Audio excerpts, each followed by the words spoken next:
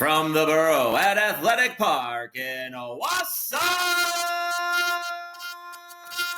Wisconsin, it's Chucking It Up with Eric and Dan. Welcome back, everybody. This is Chucking It Up, and we made it to episode 20. Cheers to 20. There we go. How about that, Dan? 20 episodes. Let's go. Champagne And we're just getting beers. started. Let's go. Cheers. Who would have thought? 20 episodes. I'll be honest.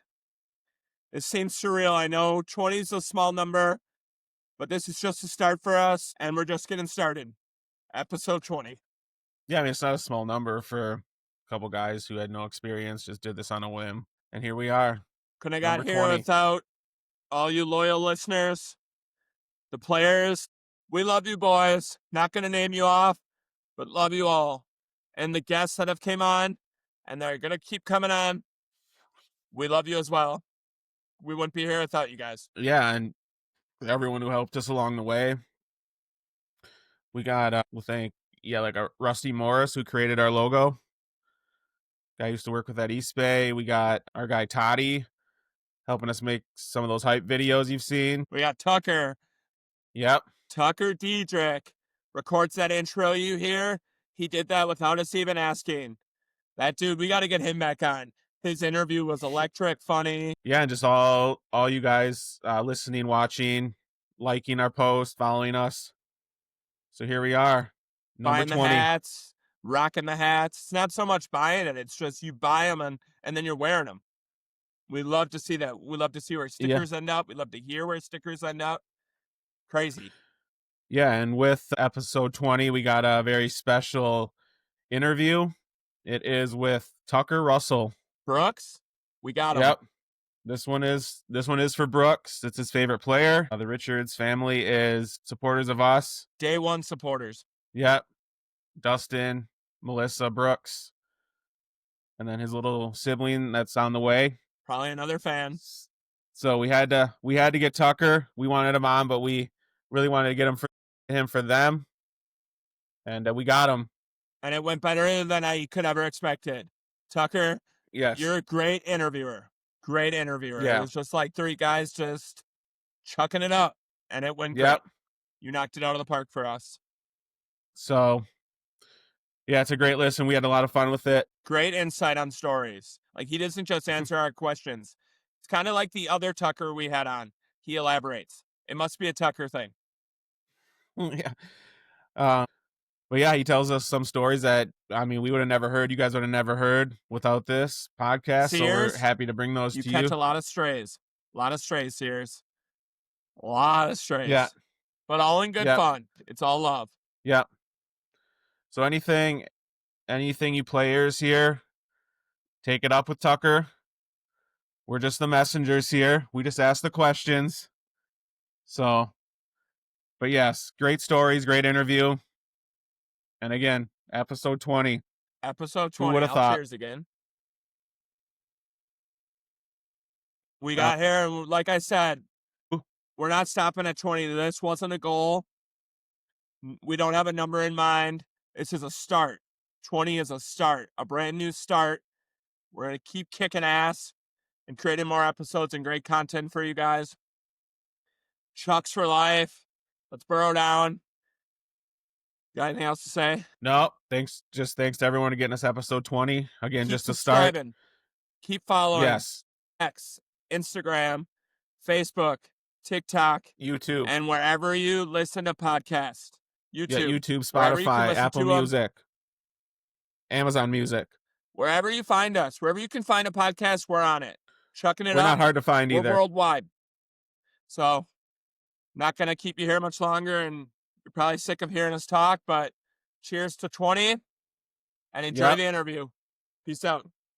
Here's Tucker. Joining us next on the pod is Woodchucks alum and one of the newest members of the Fort Hays State University Tigers baseball team, and Brooks's favorite player. Please welcome to the pod, Tucker Russell.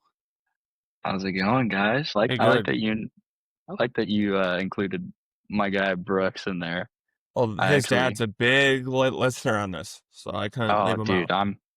I'm big fans of them. I actually have like, funny that you mentioned him first thing. I actually have like a whole bunch of stuff in my room, like kind of set up on my dresser that he made me. Here, hold on. Let me grab something real quick. This is like one of my, no, dropped it. This is like one of my favorite things I got this summer that Brooks made me. Made me I a, saw that. That's so cool. Yeah, that's so yeah, sick. this thing is sweet, dude. I just have it hanging up in my room along with he made me a he made me a little poster of like pictures of us together and all the moments and stuff throughout the summer. It's so sweet, dude. I still keep in touch with them like quite often, video calls here and there. So it's cool to like see like how much of an impression like just one short, I say short, but it's long summer, uh like how much of an impression I can have on like fans or like even just like little kids who like ask me to sign a baseball. So Yeah, he's gonna love being mentioned on here too, because he always asks his dad all the time if we mentioned his dad today, and so now he'll love that. And he does. We've heard he falls asleep to our podcast too. So really, that's awesome. you could be putting him to sleep now. Yeah, no, I love that little guy, man. He's gonna be a big brother soon, so that's pretty awesome. Um, I always tell his dad that I hope that he like whatever he does, like I kind of want to like keep in touch and like tag along throughout like him growing up, just to see like where he ends up and all that. Just because I mean he holds a special place in my heart. So Yeah, that's so cool how you can like form that bond just by coming to play baseball. yeah, Also who would have thought? And Who would have how thought? he picked you out. It's not like you were with them for the summer as a host right. did. He literally saw you out of all the guys and was like, "That's my guy." Well, like funny enough that like it wasn't even really like me or him that picked each other. Like to start it off, it was actually who like sparked the entire relationship was my dad. Like my dad, he always like preaches like giving back and like trying to like inspire youth and like just being like a bigger person, I guess. And he's like, if a kid ever asks you to sign something, like, just sign it. Like that can mean so much to them, and you can make their entire day, week, month. And so, and my dad came like 9.5 hours and just to come and watch, and he saw Brooks with his dad like in front of me just watching the game. I mean, my dad came down to me in the bullpen. He was like, "You got a extra ball?" And I was like, "Yeah." And he's like, "Can you sign it real quick and give it to me?" There's a little kid in front of me. He's like, "I want to give it to him." He's excited about the game and everything. And I was like, "Sure." And then I guess from then on, it's just whole like best friend story. So That's so cool. So when you had to leave abruptly, then was that hard to say goodbye? yeah, yeah, it was because they were they're really it was like really fun to always see them. Like they would always text and be like, "Hey, when are you pitching?" But just given like with all the guys on the roster and everything, and I mean, baseball is such a unpredictable sport. Like you never know when you're gonna pitch being in the bullpen. So I wasn't even pitching like most of the times they came, and they still came to the games just because they're Woodchucks fans and they just enjoyed seeing me whether I was playing or if I wasn't. So me telling them that I was leaving abruptly was kind of hard. Uh, I mean, I tried to go see them in person, but I wasn't able to. So I just had to instead I just did a little like video call on my 9.5 hour drive home just to give a somewhat of a proper goodbye. Yeah, and how it was that leaving so late like you did and not being able to be with the team through the playoff run, even though it didn't end. the way anyone wanted? It was kind of hard. I kind of felt like selfish, I guess, but at the same time, like when injuries come into the picture or something like that, like the timing of all of it. I had family from Greece back home that I only get to see so often, anyways, as well. And me getting like um, injured, like at that moment, I was just like, "There's no question." Like, since the trainers told me that I shouldn't throw for like a week and a half, which was the time frame of the rest of the season, I was like, "I'm just gonna go see my family," just because I only have so many like moments with them, given they live across the world now. So, Yeah. but yeah, no, it was tough because just all the guys. It's just a super fun team in general. That is probably one of my most fun summers. First time being in Wisconsin, trying real cheese. Uh, Yeah. I constantly say to this day that I miss the weather. The weather there is amazing. You can't can't beat it. Because you were a day one guy, right? Yeah, I was like one of the first like 5 guys and like to pick out like jerseys and stuff and all that, and I was like one of the like the last ones. I mean, I made it through the like almost the entire year or like entire summer. It was so long, man. It takes a tax on your body, that's for sure. So So how is that for like a day one guy? You see guys on day one, and then you see them leave, you see new guys come in. Like I know we've asked guys coming in mid-season, but how's that for a guy like you who sees literally everyone come in and out? it was a big eye opener, honestly. It's not something you typically expect in summer ball. It's a lot different from what I've previously experienced, given it is a tougher league, more like well-known league. Um, so just seeing that revolving door of just like people coming in and out was kind of, I guess, surreal to me. I was like, what is going on? I was like, people are leaving, new people are coming in. I felt like for a period of time, I felt like I was like learning like new names every day for 2 weeks straight. So it was just like calling people names that they don't even know. And I'm just like, yeah, and they're looking at me like I'm stupid. And I'm just like, oh gosh. So it helped me with my memory, if that. I feel like that's a good way to put it. So just learning new names, trying to feel people out, and just getting to understand everyone individually. And so had you not got injured, you would have stayed through the entire playoff run too? Oh, 100%. I just with family being home at that time Right. too, and Yeah.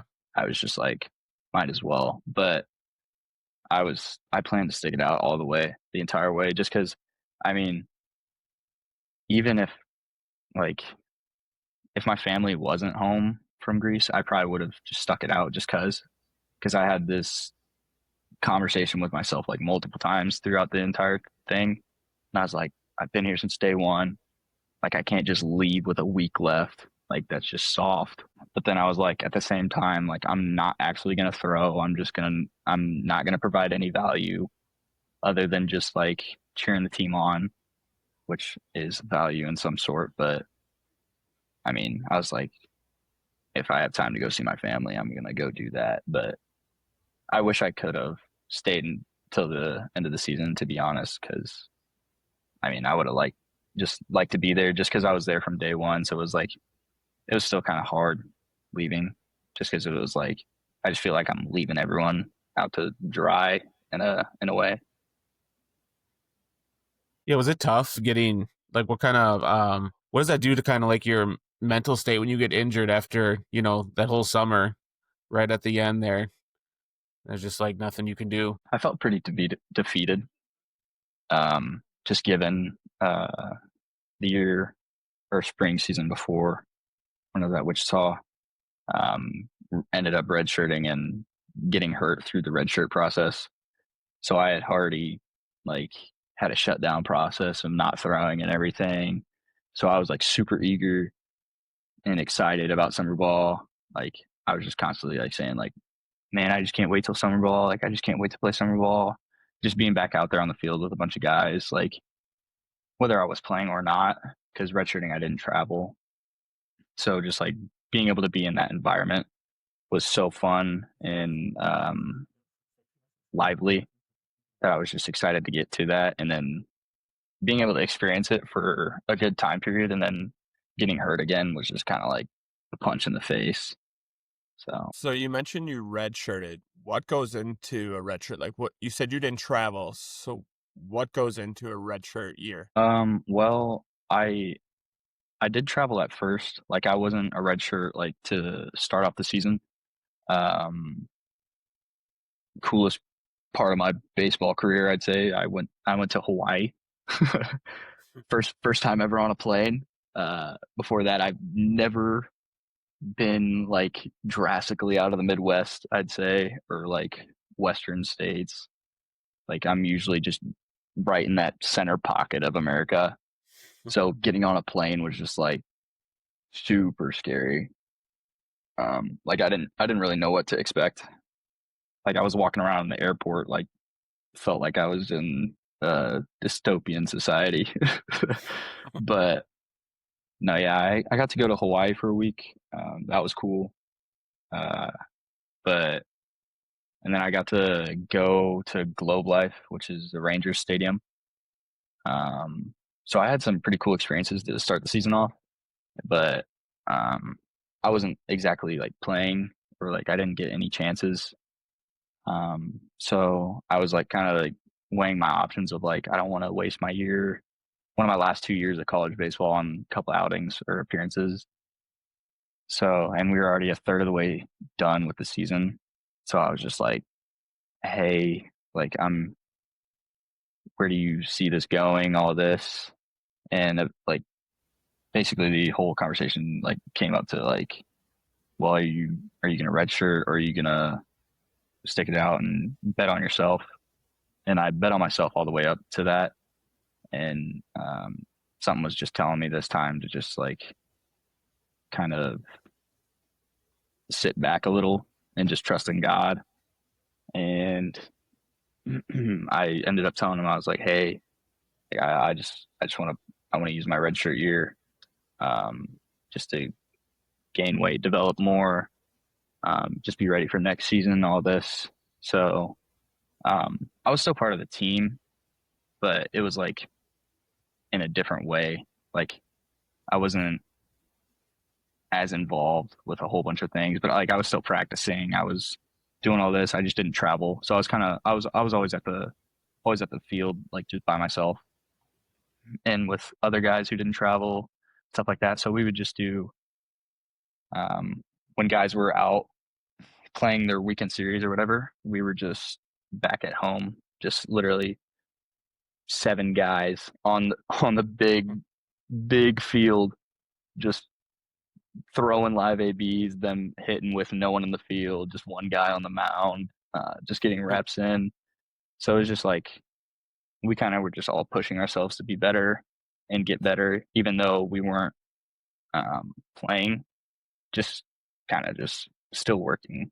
So, but it wasn't like I guess some people like see it like it's very isolated because I mean the outside looking in, it is very isolated, but like the moments like I shared with the guys there that were also staying back were also like we're so fun. Like we would go do live ABs, we'd go out and have dinner, we would go like we'd watch games in the locker room, stuff like that. So it's just like even though like we weren't traveling or anything, we were still a team and we were still friends. So it was like we were still together. Is there a cutoff for when you have to decide if you want to use your redshirt year? The cutoff for baseball, I don't really know. All I know is as soon as you like pass those white lines, like it's basically gone. Like if I were to get on the mound and throw one pitch and get Okay. pulled, I'd lose my year. Like, or if someone would go up to the plate, swing the bat, their year's gone. Or like if they were to run bases or something like. But like that's like the crazy thing to me, because like you can play like 3/4 of a football season and use a red shirt, like you never were there, and then you come back the next year with the same eligibility. I'm just like, how does that make sense? Because I think it's So- like the same for basketball too. Yeah, I Not think sure. basketball is like football. Yeah, you have to play a certain amount of games and then you're done, or redshirt before that. I just think that's insane. It sounds insane if you're right about you get on the field for baseball, you're done. So Yeah, because I think like baseball is like the only sport that does that. I'm pretty sure. Like it's That's the dumb. only sport. It's the only sport that has a different rule for like eligibility when it comes to redshirting, I believe. Don't quote me on Can you that. change your mind? Can you change your mind once you decide to use it? Or is Yeah. it like I think so. Hold on. If I'm not wrong, I think like for some reason, like if you're redshirting, say like someone gets hurt or something, or if they're just like, hey, you're improving, like we need you, then I think you could like, I guess, void that and play and like burn that red shirt or whatever, and then get it back, I guess. I'm not 100% sure on that, but I'm pretty sure that like you can do that. Like if they were like some certain situation, like if they were like, hey, we need you, some sort of deal like that. But yeah. I'm not 100% sure. So I see before you went D1 at Wichita, you were at a community college. Was that Yeah. a huge jump and a big difference, D1 to community college? Yeah. Yeah. That jump was insane, because I remember uh being on my visit there and was like, where am I? I was like, this place looks like a big league stadium compared to where I'm playing at. Like, this is insane. Like, I thought, like, just like being there in general, like going up to the All American Club at Wichita Stadium is like super high up, just overlooking the entire field. Beautiful, beautiful view, by the way.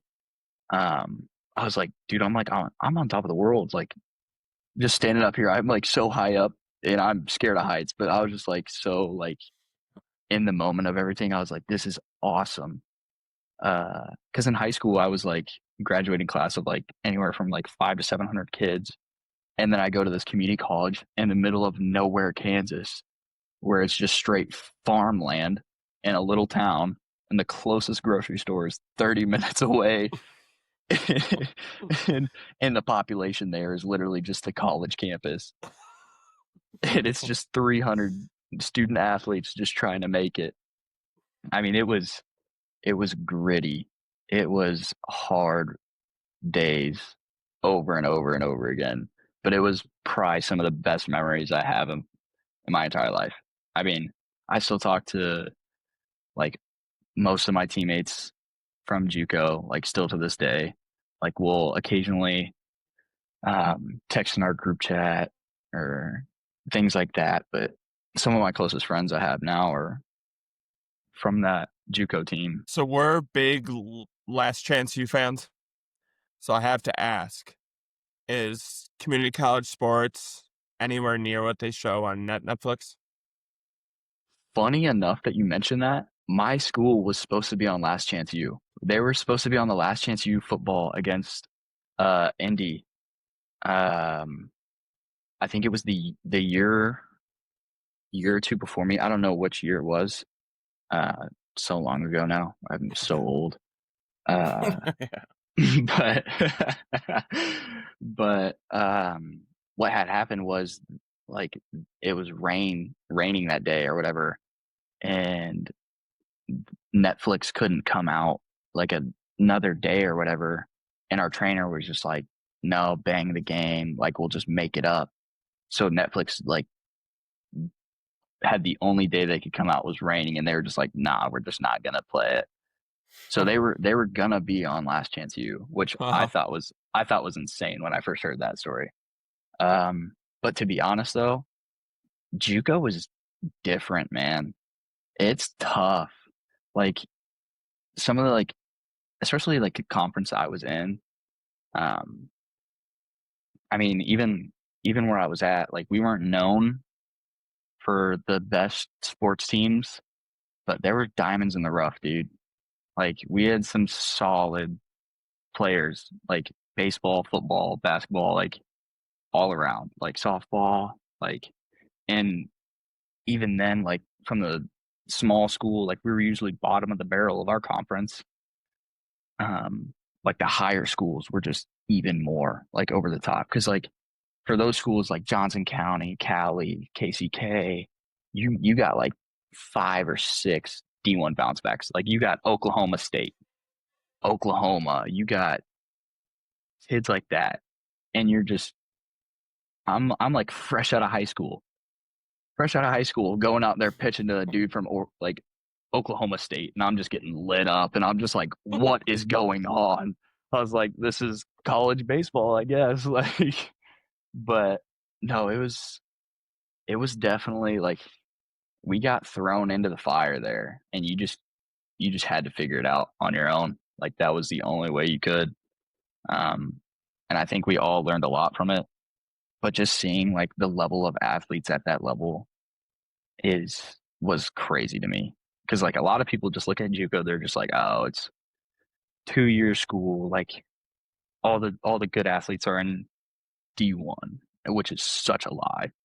Like every level of college has got great athletes. Like you have, I mean, Mason Miller, he's a pitcher in the MLB right now. He was D3, and the dude throws 103 miles an hour or something. Like you're telling me the best players are in D1 only? Like you're crazy, man. Like there's kids that get drafted out of JUCO. Like it's insane. Did you play any other sports in high school? I did not. I wanted to, but I was just like, I had my little basketball stint in middle school, and that was kind of it. My mom played college basketball, so I was like, why not? I'll do it. I grew up playing like soccer a little bit. That wasn't really my sport. I always wanted to play football though. I I love football, watching football, throwing the football around, shooting. Me and my buddies back home when it snowed, we'd go play snow football at our high school field. No pads, nothing. We would just throw the ball around, tackle each other. Terrible idea. You probably could have gotten in so much like health concerns and injuries and stuff, but thankfully we didn't. But no, I never played football because my mom wouldn't let me. But your dad played. That is why my mom didn't let me play. Yeah.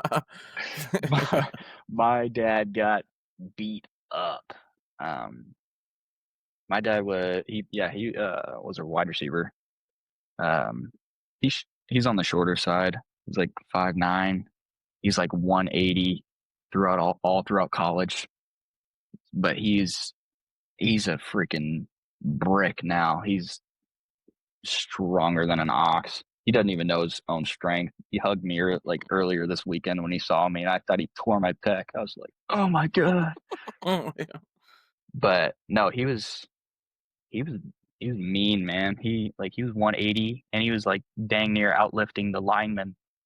Like he has like a deadlift trophy from like college or whatever. I'm like, dude, like how are you this strong in college and you're only 180? I'm like 200 and I feel weak. No, yeah, my dad got lit up a couple times. He tells me stories from college, only the clean ones, or the ones where he doesn't get in so much trouble, I guess. But no, he'd tell me stories about him pranking his teammates. Like he put frozen lettuce leaf in people's helmets and they can't put on the helmet. He put icy hot in their jog straps. He took someone's cleats out of their bags, and he's like, "You got your shoes?" And he's like, "Yeah, I got my shoes." That's a stupid question. And then they show up to the field like 3 hours away, and he's on the field warming up in dress shoes. Like just funny stories like that. But there are also stories like his roommate would like his roommate had to like come take him to their own sideline one time because he was like running like through the middle of the field and got lit up by a linebacker. Got hit so hard that he was like walking towards the other sideline because he thought it was his, and his roommate had to go grab him and take him back to theirs, and they like threw a flag because they thought he was taunting or whatever. But yeah, no, my mom didn't let me play just because my dad got hit so hard and had so many concussions. But I wish I could have. So when did you realize that you were pretty good at baseball then, and you could focus on that? You know, I don't really know. I just always loved baseball. There's no one really in my family that plays like that played baseball a lot other than my cousin. Justin, Justin Kramer. He's the one that lives in Greece now. But he played college baseball, and we actually look very similar, and it's kind of creepy. Because like his younger self, like I kind of look like him in a way. My sister says it all the time, and it's like, you look like Justin, and I'm just like, I'm your brother. But no, most of my family was basketball, football. But I kind of just fell in love with baseball. I don't know why. I have no idea why, to be completely honest with you. Something about it. I played Little League in little Raytown, Missouri. Just small lefty pitcher. I was always told that like being left-handed is special growing up, and I was just like, this is normal. Like I used to walk around kicking a soccer ball with both feet. I'd throw with both hands. I was a little ambidextrous kid walking around, but funny enough, I swung right-handed. Don't know how that happened. It says on one of your college sites, I forget which one, that you bat left. So one of you a line. No, I'm a switch hitter. I converted to switch hitting in high school. So can you swing a bat? Like, oh yeah. good. Oh yeah. I went with my girlfriend like a couple weeks back, and she's like, because we always talk about it, because she's a left-handed pitcher as well. And she's like, when I get healthy, like we're gonna do at bats against each other. I was like, okay, don't be mad when I hit a home run. Like it's gonna happen. And we went to the cages a couple weeks back with one of our teammates, and they wanted me to get in there and take a couple swings, and they thought it was gonna be horrible, and I was just hitting tanks, and she was like impressed, and I was like, I told you I could swing. Like I'm an athlete. Like I did. Like people, that's the thing. People like think that POs can't swing. Some of them are just unathletic, which that's a rare case. Like all of us are athletes. Like all pitchers swung a bat from like whenever most POs start at like right at the end of high school or right at the beginning of college. But other than that, they were swinging a bat from like when they were 5 years old to 15, 17 area. So it was like they know how to do it. It's just the repetition, and your lower back might be on fire or stiff as a board the next day. But like I feel like if you were to get in there front toss, it's pretty easy. But like if you get in there with 85 mile an hour, 90 mile an hour fastball, then I'm not seeing that thing. Like I'm standing there with the bat on my shoulder. I'm just watching it go by because I'm not touching that. It's been a while. My eyes aren't trained for that no more. So was your girlfriend pitching you baseballs or softballs? She's a softball pitcher, so she would be pitching me softballs. Which so you were hitting those tanks with softballs. No. Oh yeah. She hasn't pitched yet, Dan. She hasn't pitched yet. It was at cages. You gotta keep up, Dan. Bad. Come on now, bud. Okay, sorry. But yeah, no, she's getting healthy. She's still recovering from shoulder surgery from the summer. So is she gonna be in the woods next year and pitching for Wausau? I don't know. I think she's done after this year. But her she had a couple friends. She went up and watched some of the Ignite games, and they were trying to recruit her. They were just like, "You need to come out here and play. Like it's so much fun and all this." But I They think she's needed ready another to. pitcher. She's a dog, man. She's a dog. I tell everyone this. I'm slightly scared to face her, but I'm not gonna actually admit that. Like that, you didn't hear that. But We can cut that out. nah, it's all right. But she's a dog. I want to. I'm ready to see her play again. It's always fun going seeing her pitch. I always call her nonchalant. I have like all these clips on my phone of her just getting comebackers, and she's acting like she's been there for like 5 years or whatever. I'm just like, dude, why are you acting all cool? Like you're showboating. But no, I think she's ready to get started with life and get a job, and she's become recently obsessed with Utah. Not sure why, but that's where she's wanting to live, I guess, in the future.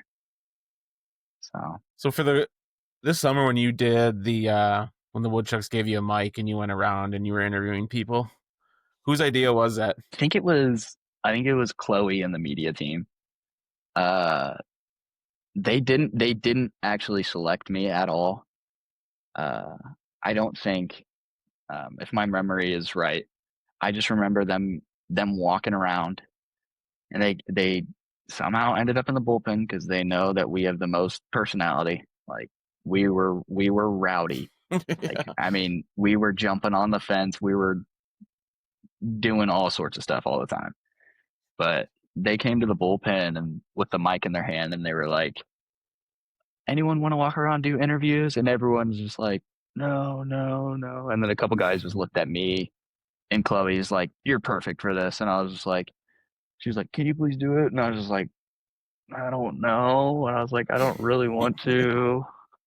But I was like, "All right, fine. Like I have nothing else better to do. I'm gonna make this fun." So I enjoyed it. Actually, that was really fun. And then seeing other people starting to do it, like we had Trip breaking the bouncy house. I think did Landon walk around and do one? I don't remember. But just seeing other guys do it was funny too. So Yeah, all I know is Zach Knowlton likes pineapple on his pizza, and that's not okay. Yes, that's fine.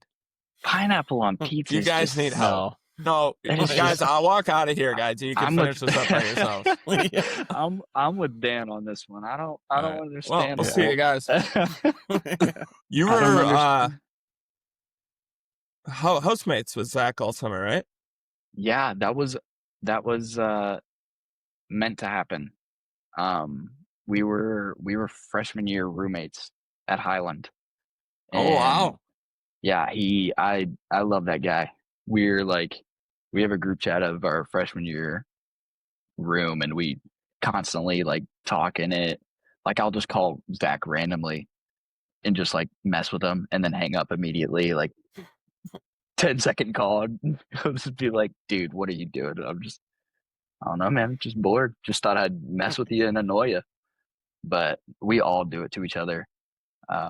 We created a very close friendship, like in that room, because we were all like brought together. We were all like mutual friends.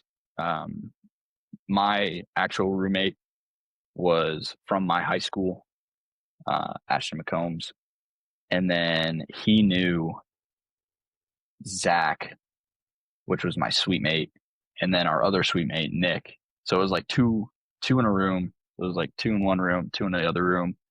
We had a living room, a kitchen, a bathroom. Sharing one bathroom with 4 guys was insane. That was, oh man, if you had to go to the bathroom, we were like, everyone would just walk around and go to other people's rooms and go to the bathrooms and stuff.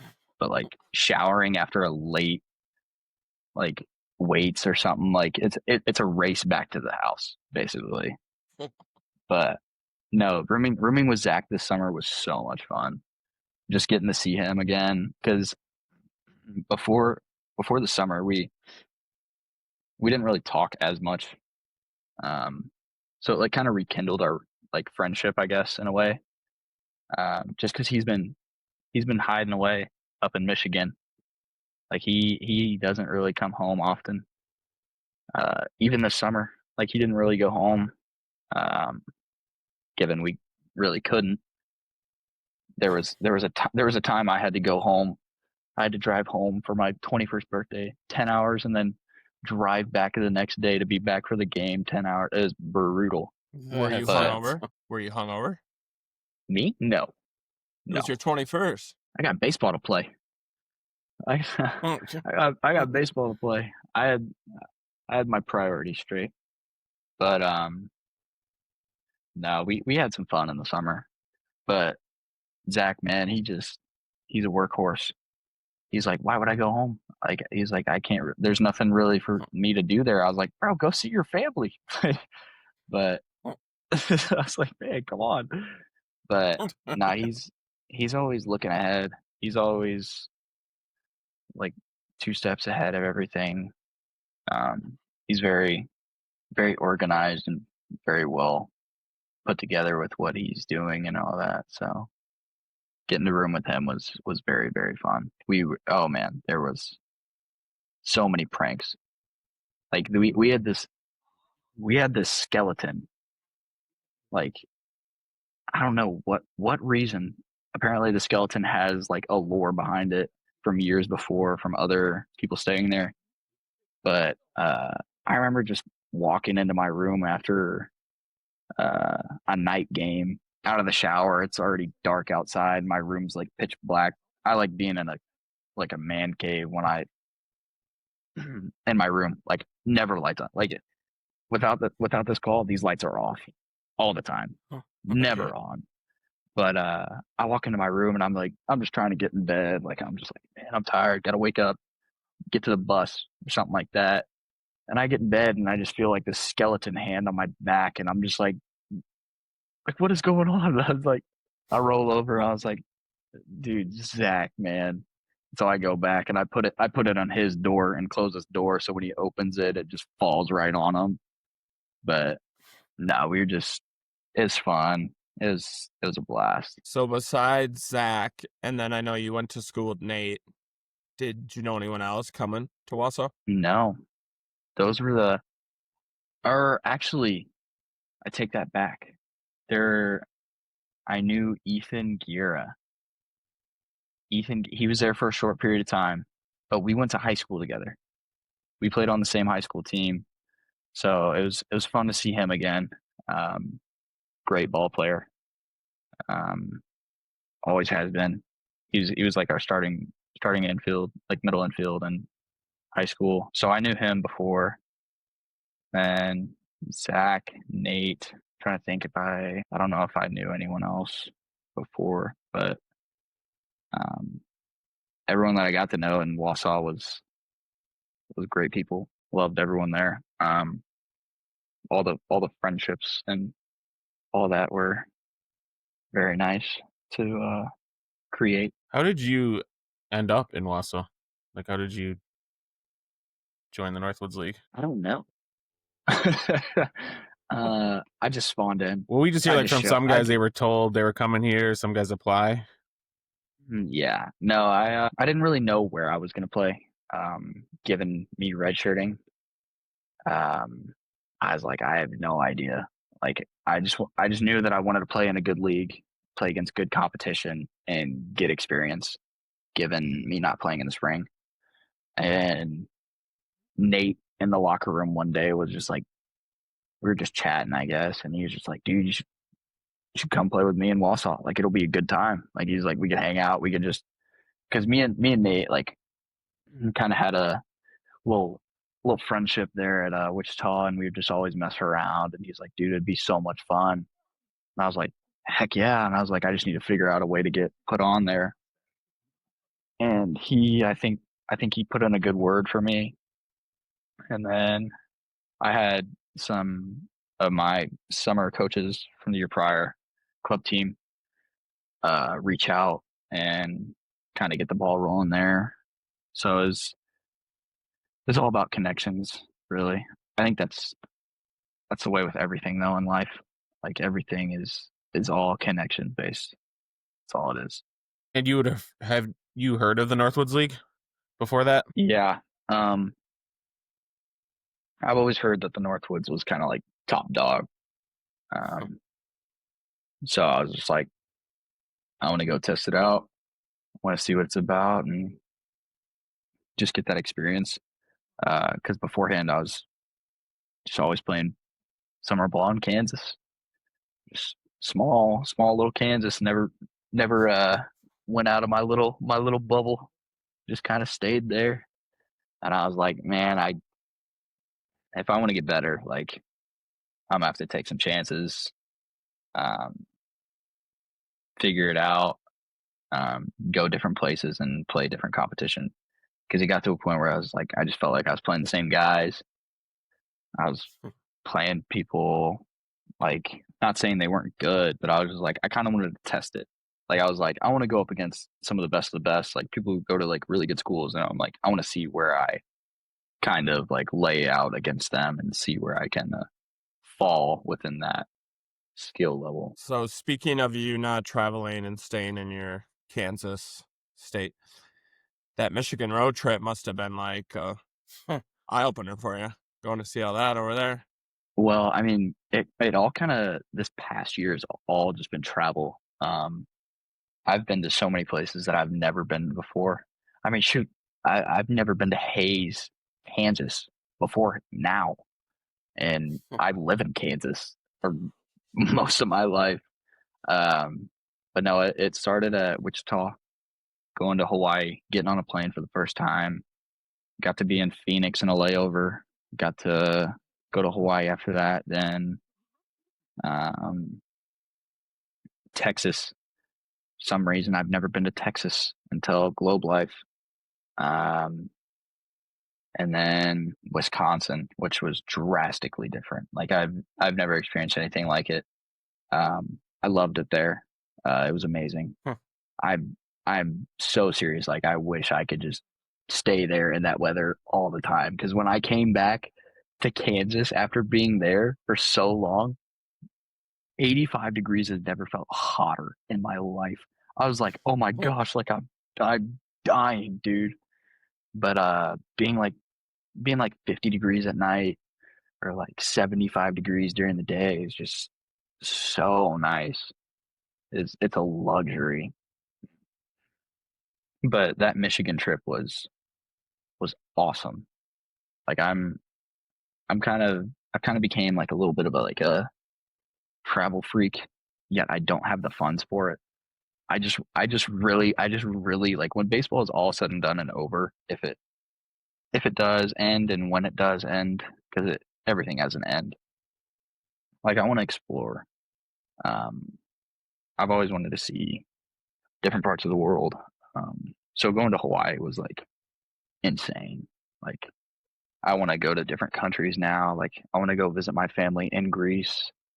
I want to go to the UK, stuff like that. Like I just want to see what it's all about. So Michigan was pretty cool. Getting to see Lake Michigan was awesome. That thing looks like an ocean, dude. That thing is massive. So playing at Lakeshore was always fun.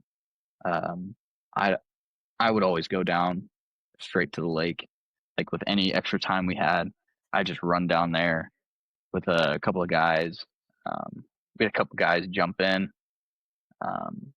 There was one game where everyone we'd lost. I think it was a pretty rough game, and I was like, oh, we're gonna get ripped. Like this is gonna be bad. And so I was like, I'm going straight to the bus. Like I'm not getting in trouble, not doing nothing. And I'm just like sitting there. I'm just like, where is everyone, man? Everyone just walks in, just soaking wet. Just everyone jumped in the lake. Like even the coaching staffs like got drenched hair, and I'm just like, what in the world? I was like, I mean, it was a pretty hot day, so I was like, I understood it. And I was like, after seeing that, I was like, everyone that got on the bus, and I was like, I really wish I did that. But I was like, I wasn't taking any chances. So We Who were your roomies on the Michigan trip?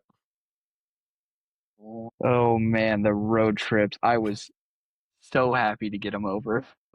No, I'm joking. I enjoyed them. I was with Mazzacano, and Sears, old Zach, but we all called him Sears. But that was a room, man.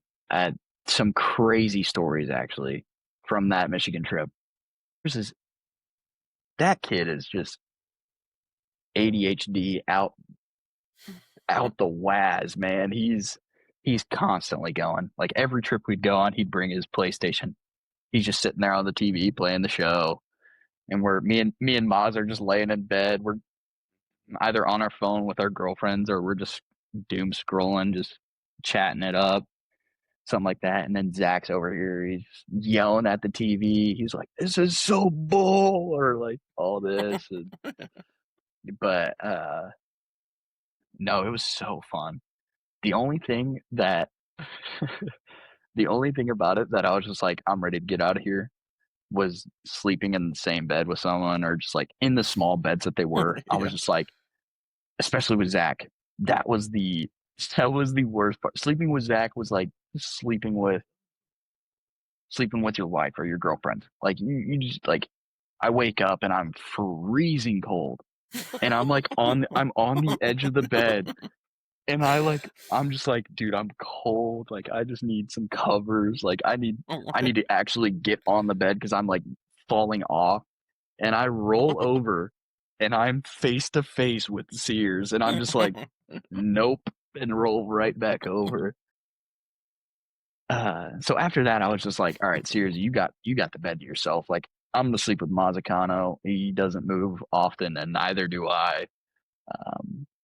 But then when we started doing this, because we were gone for what, week and a half, 2 weeks. Yeah. We were gone for a long time. So when I finally switched over to the bed with Maz, is when weirder stuff started happening. I mean, I could not sleep. There were like multiple nights I'd wake up and Sears is just talking and he's shouting. Like there was one night I was literally like so tired and just trying to sleep, and I couldn't. And I wake up and all I hear is, "Tucker, Tucker." I was like, "What? Tucker, what are you doing, bro? What are you doing?" I was like, "Sears, shut up, man. Like, I'm trying to sleep." And he goes, "Tucker, what are you doing?" And I finally roll over, and like, I'm like, "Sears, shut up." Like, I shouted, and I was like, I felt bad because I didn't want to wake up Maz, but I was like so frustrated in the moment.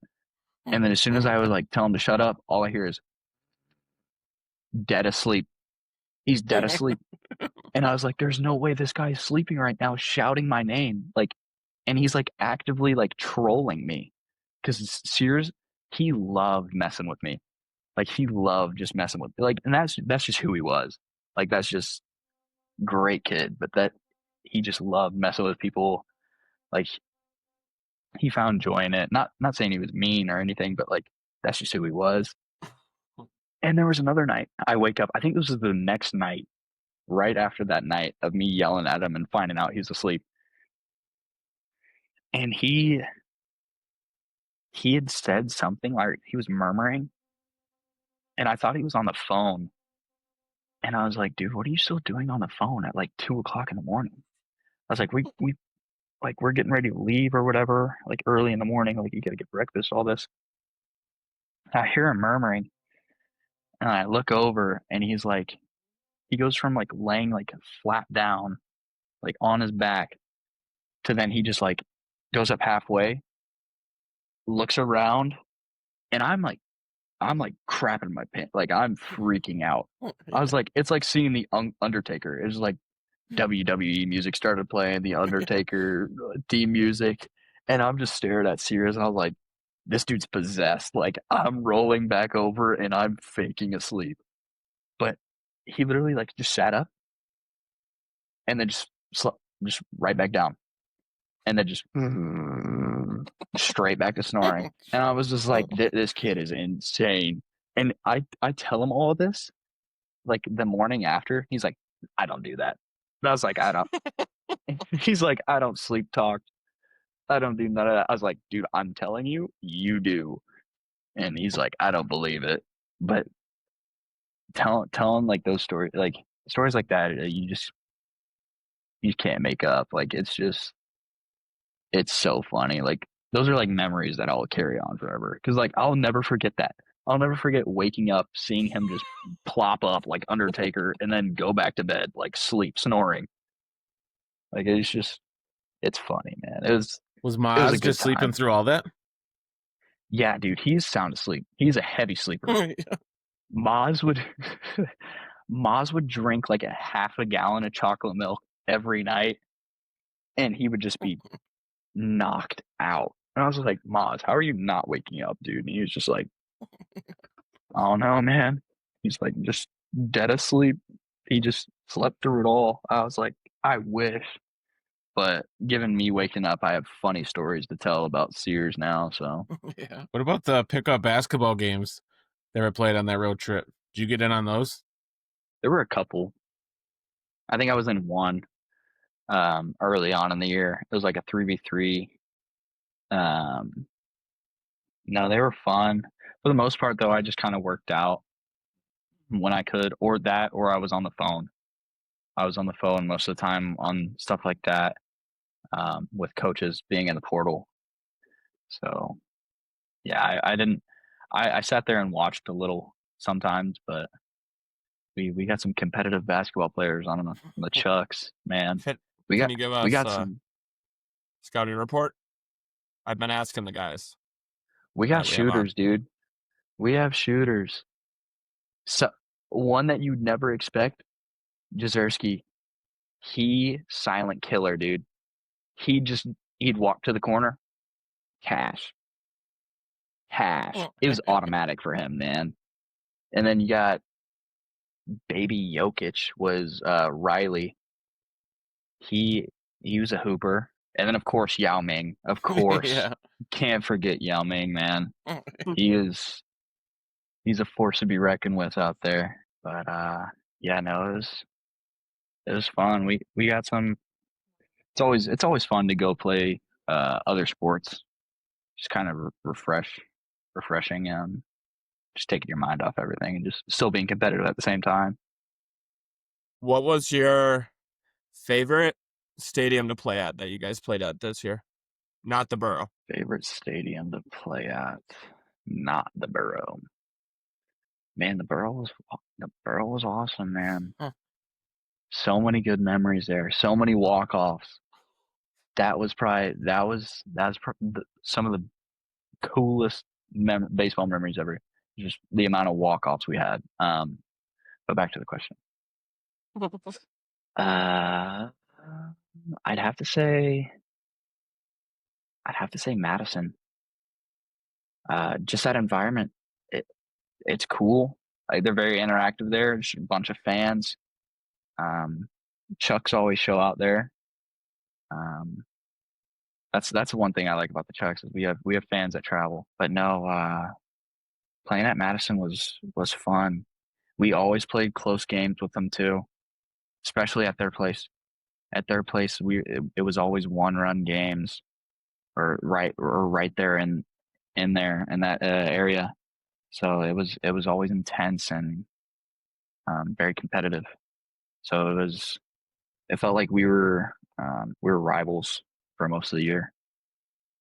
So Would it you kind of say just, Green Bay was a bigger one, or was it Madison? I don't know. Me personally, I always saw Madison as a bigger rival. I don't know why, but that's just the way like I saw it. I was just like, it's something about the Mallards or Madison. Like I just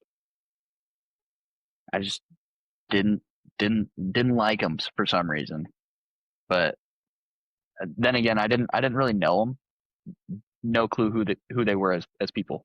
Like they could be great people. I just like anytime I saw them in a uniform, I was just like, I don't like these guys. Like we gotta beat them. But that's kind of how it was with everyone. But something about Madison, man. I think it was just because the size of the crowd kind of made it feel a little bit more intense. Yeah, Green Bay was a tough opponent as well, though, man. They were tough. Then again, that field is crazy to me. It's dumb, if you ask me. Can we talk about the Yeah, it's dimensions? different. Yeah. I mean, Crazy you got dimensions. you got like 450 center field, like 370 left field, and then you got 250 right field. I'm just like, And it's like all green, and then they have like the little patches for the bases. It's like yeah, wild to me. I've never seen a place like it. But I mean, I guess that's the cool thing about baseball, though. If you look at it in that way, there's never like a copy. Like every place is different. Every place is unique in its own way. So I guess that's one thing that makes baseball so special, is you're constantly playing in different stadiums, different parks, whatever you want to call them. So before you're coming in to pitch, or if you're a starter, I don't know if you've ever started, but what's that one song that's just going to get you ready to run through a wall? That one song. See, I've done both. I've been a reliever and I've also started. Funny enough, though, I've been trying to figure this out for a while. Just walkout songs in general. I'm still trying to figure out one for this year, because I've never really had one song. I kind of always. Well, I got an idea. I don't mean to interrupt. Let Brooks pick. There you go. Takes it all off of you. Let Brooks pick. That is very true. His dad told me that whatever song I pick was going to be his favorite song. So, but pressure's on you then. Yeah, don't want to choose a bad one. That's for sure. Don't want to influence him bad in any way. Right. But no, freshman year was Drake. It was Over by Drake, which we is a love good one. Drake. Yeah, we do. I like that one a lot. I've dabbled in like Kendrick Lamar, kind of that. Tried to get into some rock a little bit, but sometimes I get a little too pumped up, because I get really anxious. Like I have anxiety, so like if I get pumped up too much, like my nerves get flowing, and then I just get all rowdy, and I just can't focus. So sometimes like a slower song kind of helps me. If I were to go with a slower song, it'd be Unwritten. That song is music to my ears, man. I love that song. Dude, everyone loves that song. Yeah, Everyone. how can you not? I've never How heard can you someone that's not? like, oh, gross. This song? Yeah, exactly. Feel the rain on your Read that chorus hits, everyone's singing. So good. So good. But yeah, if I had to go with a more upbeat, probably a Drake song, I'd say. Okay, so now you have to pick one. You didn't give us one. You have one choice. One choice. And it's your choice. It can be one whatever shot, you want. one opportunity. Yeah. It'd probably be Over. Probably my freshman year song. I don't know. Just something about like having a song that I know all the lyrics to. Because first of all, if you don't know the lyrics to the song that you choose, why'd you choose it? So, but good point. Good point. No, but being able to be out there and warming up and like just singing the song, just having fun, like that's what it's about. It's just about having fun, like just trying to stay loose, which sometimes I have trouble with, but just like having that song to sing and kind of just loosen up in the moment just helps. So like even like my freshman year, like when I was seeing those guys from Oklahoma State as a freshman, but like just getting all jittery, I'd be out there singing Over by Drake, and it just kind of helped me just relax a little bit, just loosen me up. That's one of the things I noticed from you all summer, was you seemed pretty loose, and you were the heartbeat of the team. Like you were always uplifting to everybody and all that. Oh, I didn't think I ever saw you sad or mad, except when you told us you were hurt. I could tell you were crushed for obvious reasons, but yeah, yeah, man. I try to stay positive for all most I can.